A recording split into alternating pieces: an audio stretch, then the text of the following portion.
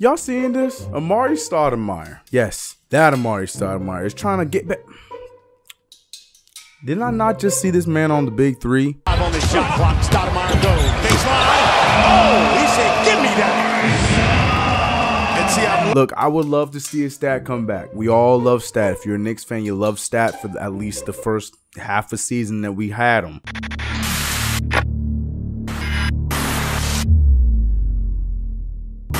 What's going on, CK Crew? It's your boy CK2K here, and welcome back to another video. If you did not already check out the last video was my vlog of my experience in Vegas for the Summer League. I got to see the first two games, the Pelicans game and the Suns game. Go check it out if you haven't watched it already. It was a fun experience, in the vlog I feel like came out pretty good. So go check that out after you watch this video. Today we're gonna be talking about the Summer League thus far and what's to be and what could have been, and rah. But before we do that, if you haven't already, hit that subscribe button, hit the notification bell, get your merch in the link description. Come on, all the good stuff. You know the goodies. Do all the goodies. But yeah, man, it's been an eventful Summer League. You know, obviously a lot of people were excited to see RJ Barrett. A lot of people wanted to see how he's gonna look for the team. Is he gonna be that same wildly player that he was at Duke and this and that? We can say that, you know, it was a slow start for RJ. But then on top of that, you know, everybody wants to see the guys from last year: Alonzo Trier, Mitchell Robinson, Kevin Knox, etc., etc. Well, I mean, Kadeem Allen as well. You know, a lot of people want to see those guys and how they looked in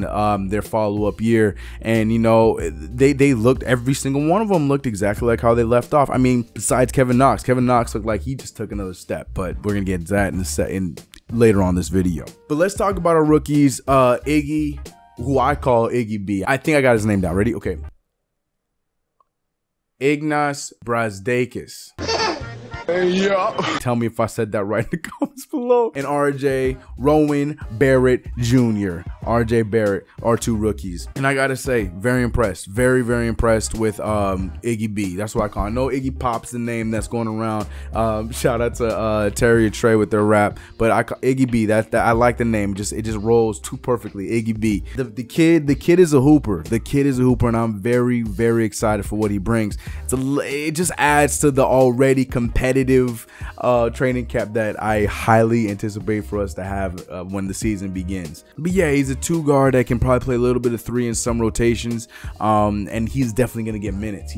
I would be very surprised if we did not see him playing even a little bit this coming season. I know there's a lot of people that are being in front of him right now, with Alonzo, with RJ, with Wayne, with Reggie Bullock. We got a lot of guards that are going to be ahead of him. Frank is probably going to be playing the 1 through 3, so it's going to be a lot of competition going on this at the beginning of the season. We're going to get into that when our roster finally solidifies. But Iggy B showing out. I love his hustle when it comes to both on the offensive and the defensive side, jumping on balls, being ahead of the play for steals, etc., doing all kinds of great things that you like to see out of a second rounder like that, looking like a dude that, you know, wants to be on the team and deserves to be on this team. And you know, it looks like we struck gold twice, but we'll have to see how he looks in the regular season.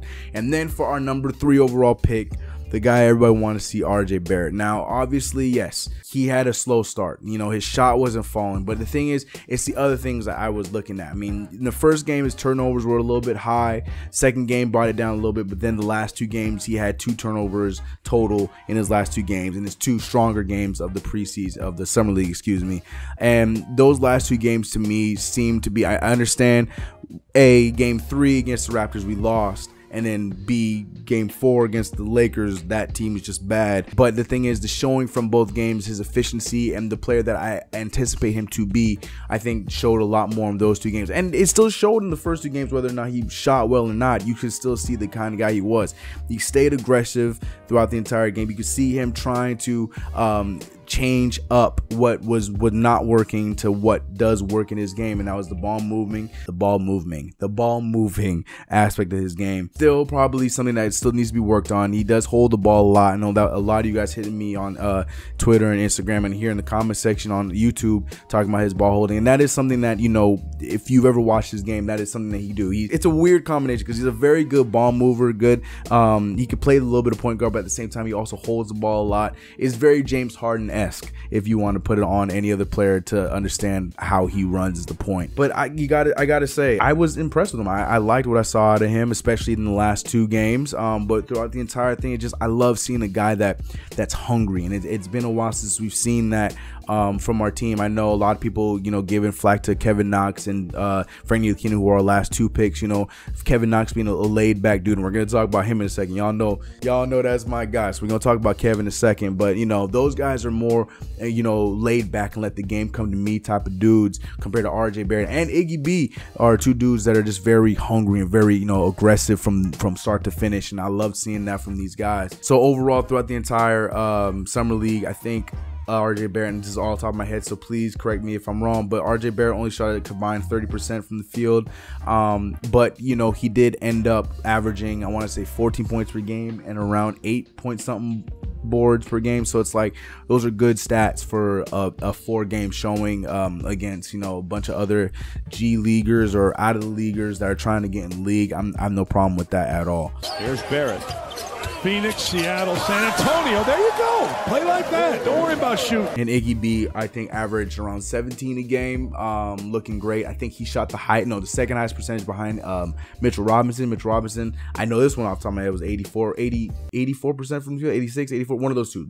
Fact check me. While Iggy B averaged 58% from the field with 17 points per game. Love that. I'm very excited to see what they're gonna. I'm excited to see the competition in training camp. I'm looking forward to seeing the training camp footage when Fizdale finally gets his hands on these guys. And again, shout out to Judd, who I feel like is a great coach when it comes to youth. I know a lot of us love Mike Miller, but Judd is another guy that I feel like is very underrated when it comes to dealing with youth and getting the best out of these guys. I mean, so I really was a fan of what he did. I'm looking forward to training camp footage. Love what I saw at Alonzo Trier offensively and defensively. His defense, was picking up from where it left off right before his injury last year, and I feel like he's going to be an under the radar solid defensive guy, especially if defense ends up being the motto throughout the entirety of our team. I think he's gonna be a guy that's gonna show some good signs on the defensive end. His offense goes without saying. He's gonna be a bucket off the bench. I don't even need to talk about that. He was the highest scoring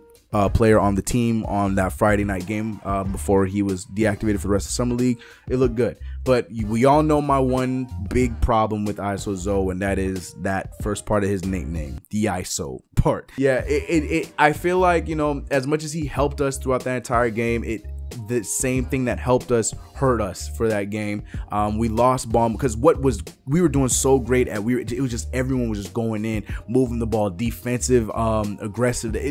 We looked so good. And then the ball movement just went away, and I feel like that was when the first substitution came in, and it wasn't just Alonzo Trier, it was Lamar Peters was another one who just tunnel vision, and a few possessions by RJ Barrett as well. But for me, Alonzo Trier, the one thing I said towards the end of last season that I wanted to see him pick up on was his ball moving and his vision, his court vision. And I still see that that's something that needs to be worked on. But as for a dude that's going to come off the bench, he's already, to me, our 6th man. I think he can come off the bench averaging high numbers, even with the rotation that we got. I feel like as much flack as I give Alonzo Trier, he's probably one of the only people who I know where his minutes are going to be coming off the bench. He's going to be one of the first 2 people off the bench, no doubt in my mind, to get us instant offense, and I have no complaints with that. Mitchell Robinson looked exactly like what we would expect from Mitchell Robinson. I would say he was a little bit sloppy in the first 2 games defensively. He was swinging out a lot of stuff. His timing was a little bit late getting to blocks and stuff like that. I mean, he did have his highlights against Zion. He did good stuff again, but he was swinging at a lot of things. It just looked a little sluggish, but as you would expect, coming from not playing so many games and then just jumping right into Summer League, I expected that because he fine-tuned it from towards the end of game 2 to the rest of the Summer League. He brought, his defense was there. He's getting a lot of block shots off of jump shots. He was protecting the rim really well. It looked good. I know, myself included, where we all were anticipating to see his jump shot because, he's been amping it up for this entire time. But being realistic, with the team we had, we didn't have many people who stayed around the rim defensively and offensively, to get rebounds and stuff like that. So you could tell that there was never really the opportunity for Mitchell Robinson to be out there to get any kind of jump shot. So I'm not holding it against him. I feel like when he does play with guys like Julius Randle and Bobby Portis and Marcus Morris, that I feel like he will have more opportunities to streak out and, you know, get to the corner and get to his spot so he can be able to get some shots up. And I think that's something that he can definitely be able to do at some point.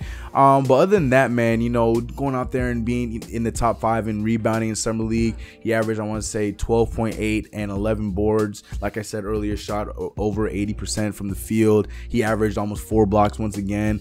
Mitchell Robinson just looked like Mitchell Robinson, and he did exactly what all of us expected to do. Just so upset we didn't get to see the jump shot, but loved what Mitch did. Now let's talk about my boy Kevin Knox, the guy that you guys have been very critical on from last season to this season. If there's anybody still coming at me with Kevin Knox, I'm ready.